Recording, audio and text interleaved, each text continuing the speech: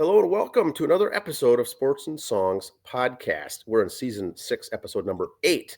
Andy, tonight's the Songs edition. Today's the first edition of the new year. Happy New Year 2025, Andy. Yes, made it through. We made it through. It's another strong season of sports and songs. Today is January 2nd, 2025. Lots of new ideas on the calendar for this year. We got some new things, a lot of things happening. We got an album review to kick off the year. We've done this band a couple other times. It's an interesting one, but let's get started. The band Saliva, Andy. I've heard of them.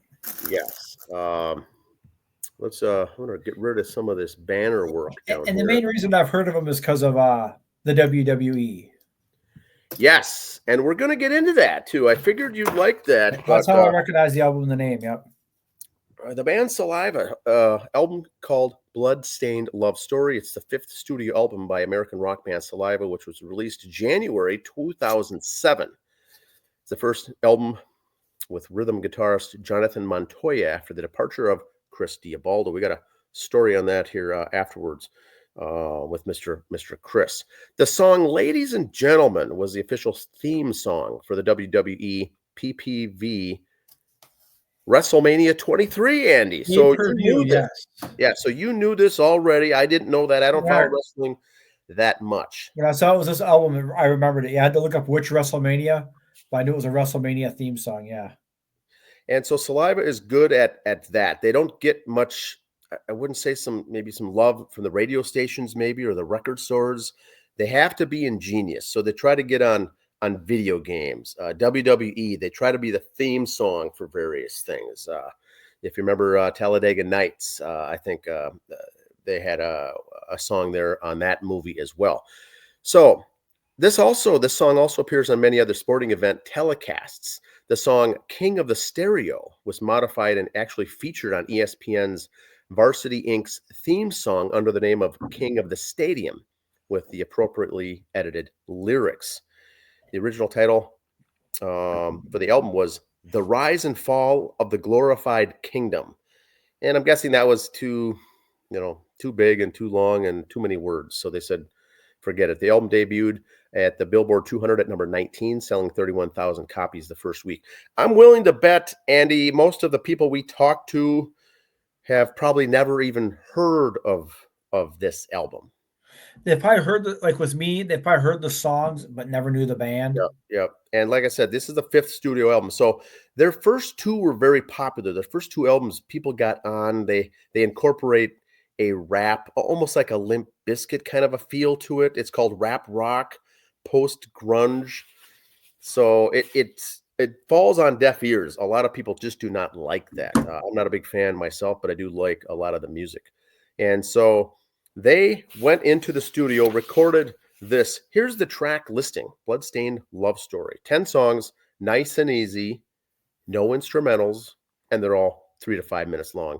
Ladies and Gentlemen is the intro, and that's a good intro for a lot of things, whether it's wrestling, football, sports. It kicks off the album. It's a heavy, good, rocking song. Next one is Broken Sunday. That's another good song. Next song is Never Gonna Change. That's good, but it's soft. It's kind of on a love ballad, kind of a slower ballad, radio-friendly, I guess, song. After that is King of the Stereo. Very good. And then the rest of them, there's only one good song here of the rest. Next one is One More Chance, not a fan. Next song is Going Under, not a fan. Next song is Twister, not a fan.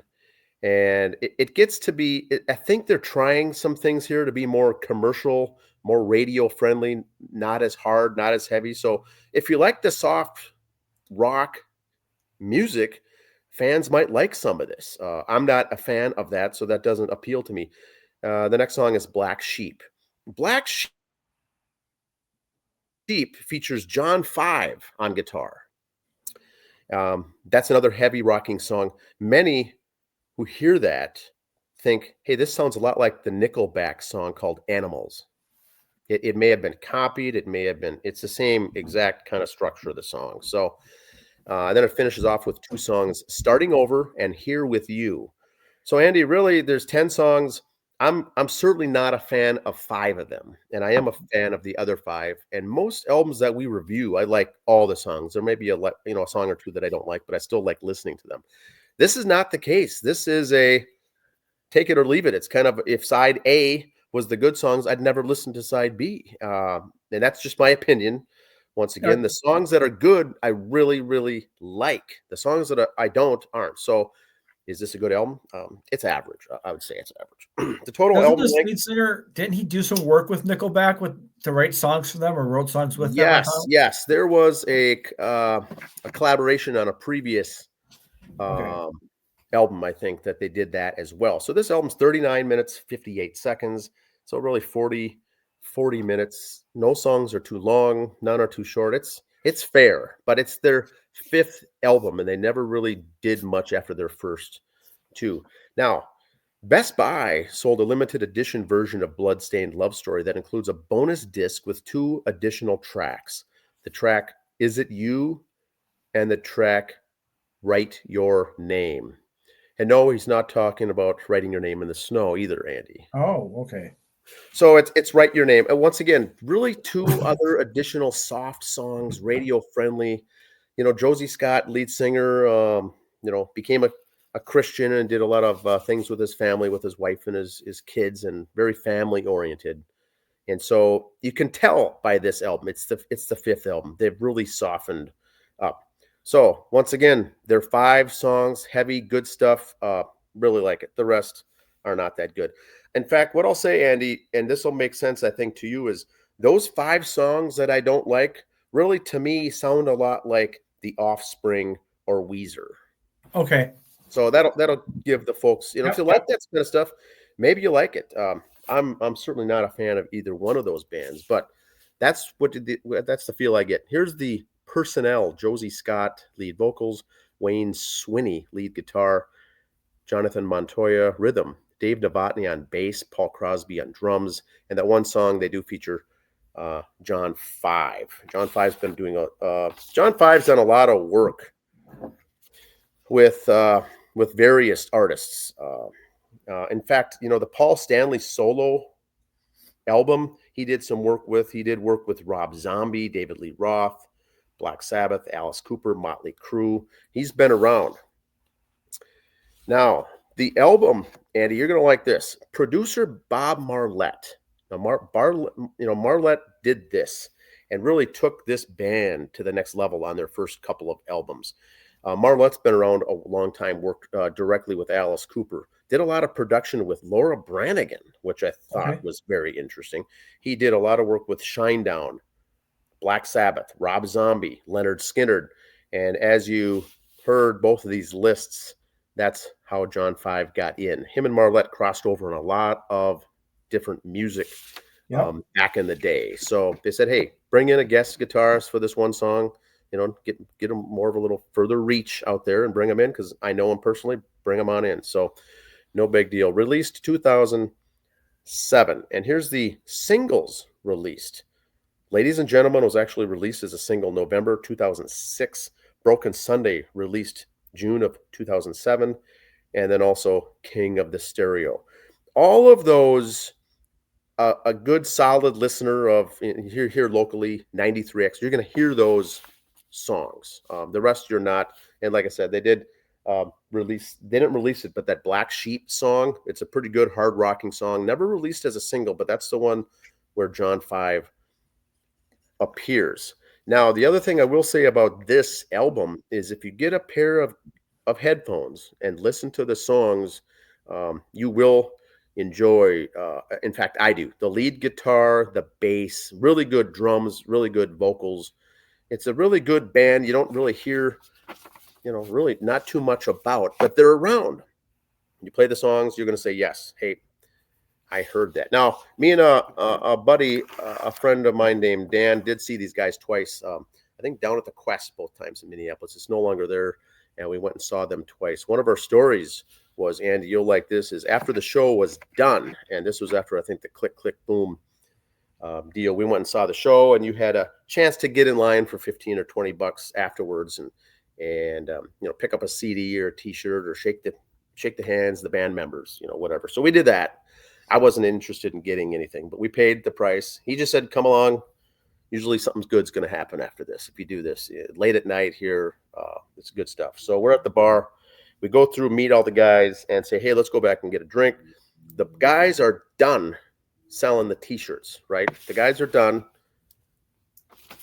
mixing and mingling. They sit at the bar right next to us, and we're hanging out. And next thing you know, we're talking to the lead singer. We're talking to Josie Scott for maybe 15 minutes. And the guitarist, Chris Diabaldo, was really engaging. You know, he was already, I think, drunk or something. I don't know what was going on with him, but he turns to us and asks, I kid you not, "Dude, you guys know where we can score some coke? Do you have any coke on you? You have any cocaine, babe? Do you have any cocaine, dudes?"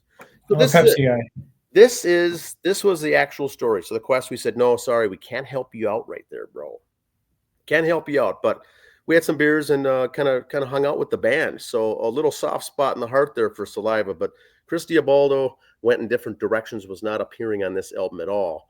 But he's the one who directly says, "You know where you can score some coke?" Little after Famous last words. famous last words. "Do you have any cocaine on you?" No, we don't. Sorry, we don't have that. But Josie Scott, good guy. He had married, had a couple of kids, maybe 3 kids, I think. One of the songs does feature his son in the recording studio, where he asked the son on one of the pre-intros to the record, says, "What do you want to be when you grow up?" "I want to be a rock star, Dad, just like you." So his son does appear. I did look up prior to the show here. Learned of his passing. The son died of COVID complications in 2019. His son was 29 years old when Josie Scott's son died. I didn't know that, but boy, he loved that son. He was, like I said, in this recording studios. He was the firstborn. Josie was very proud. But Josie, clean cut, straight man now. But it's almost like a Striper feel to the band. Good rock, good metal, but it still has the Christian overtones and stuff, which I'm not saying is bad, but in the rock music industry, it certainly doesn't help you at all. Yeah. That's all I got for Saliva. All right. You know, speaking of music history, I was going way back. On this date, 1999, Chef's Chocolate Sweaty Balls was number 1. Chef from South Park. Okay, yes. It was number 1 in UK and Scotland this week. So those of you who remember South Park and Chef Aid and Chef, voiced by Isaac Hayes. Funny story on this. I Love You by Isaac Hayes. He did Shaft, one of my favorite songs. He did this. He did the chef bit. The innuendo is pretty there. Then all of a sudden, he, religious reasons, quit doing the show and everything else. So I don't know if the checks quit coming in or what, but he was all good with it. And then all of a sudden, hey, wait. Well, too bad. So very Chef good. was number 1 this day in 1999. P.S. I love you. P.S. I love you. All right, got some concert information. These are in no particular order because, well, that's just how we are. Made in Minneapolis, Darkest Hour and Star Child, January 24th at Big Guy's Barbecue, out in, behind the Cheddar Curtain there in Wisconsin. Now, Star Child, what is this? What do you think it is? It's a Paul Stanley cover band. I'm guessing so. Love or it could be, yes. So there we go. 10,000 Days, a Tool tribute. January 18th at Pioneer Place. This should be good. This is where they play the album all the way through. Yep. A major feat once again. Back to front and front to back. Yes, and it's an all ages show. This is going to be tough to pull off. A very good album, but they're doing every single song from that album. That would be interesting to get to. Legacy of the Loud will be at Floyd's January 25th, Saturday night. I don't know if you've ever seen these guys. You need to see these guys. They're like Hairball without the costumes. So you do a couple songs with a whole bunch of different bands. Very good guitar work, mixture. The guitar player, very, very good. Legacy of the Loud, in my opinion, very underrated as a cover band in the area. So check them out at Floyd's on January 25th. The way things are going, pretty sure it'll be an indoor show. Seattle Rain at Shaw's in Minneapolis, March 21. Check these guys out. Now, these guys, I think that's basically their home bar, I believe, Shaw's. Yeah, that's their home turf, I believe, yes. Home turf. Static X Machines vs. Monsters Tour 2025 with Gwar and Dope at the Fillmore. Awesome. May 30th. Got plenty of time to build up that PTO for that Friday night, get the day off, head on down there. And that's at the Fillmore. Good spot. Yep. I don't know this for sure. I'd have a safe guess that 93X and some other radio stations would be down there with stuff. So I would take the day off. Gwar's going to be in town, for crying out loud. You might want to spend the day in Minneapolis. Who knows what's going to happen? It might be a bucket list for some folks. The guy's got a nice tattoo on his forearm there, too. And that ink job. Great ink. Nice ink. Hurricane Alice celebrating 35 years of Tear the House Down. February 2-2. They will be there at Route 47. $20, 21 plus show. And this is original music going way back. Yep. 80s hair metal. Back in the day, as we say. 35 years ago. I was just still kind of young. Yes. Tumble and Dice, Rolling Stones tribute, January 17th, down at the Blues Saloon in St. Paul. Tickets are only $15. And I saw this online looking stuff up because I was, I had free time on my hands. On your computer. D. Stutter had this quote. I called Gene Simmons. He said, how the hell did you get this number? That's when I got the idea we weren't going to be best buddies. And that's a typical Gene Simmons line, right? And you know what, Gene? First of all, it was D. Stutter called you, not me. If I called you, yes, say that. D. Stutter, another prominently popular lead singer in a popular band, not as big as Kiss, of course. Gene, no one's as big as Kiss.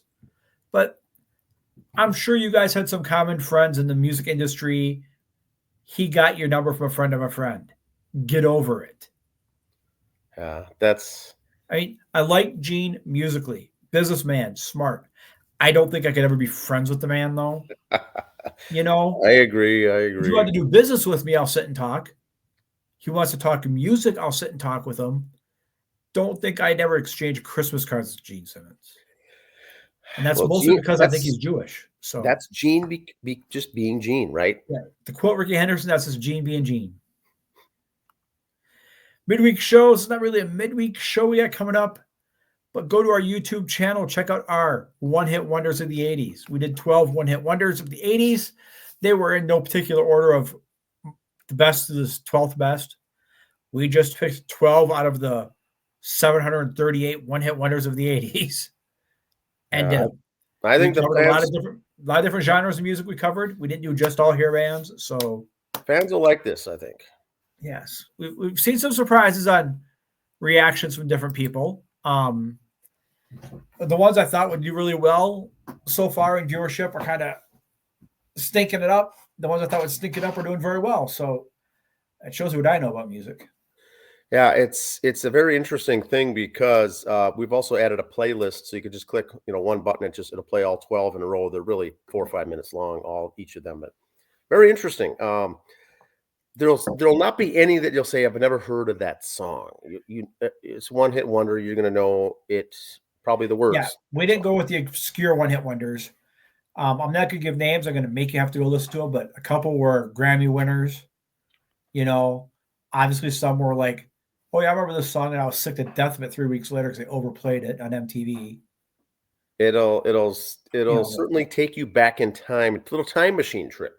Yes. Time travel. Like I said, we covered all the music genres on there. I think we did an instrumental song. We did some hip hop. We did pop. We did some hard rock songs. So we covered it all. There's a fine line between one-hit wonders and guilty pleasure songs. Some of those were kind of both, but your guilty pleasure is different than mine, though, too. So give it a listen, and on those episodes, please leave a comment, whether you liked it or not. If it brought back certain suggestions, if you've got suggestions of other one-hit wonders for our next episode, leave those in the comments or email us or Facebook us or something.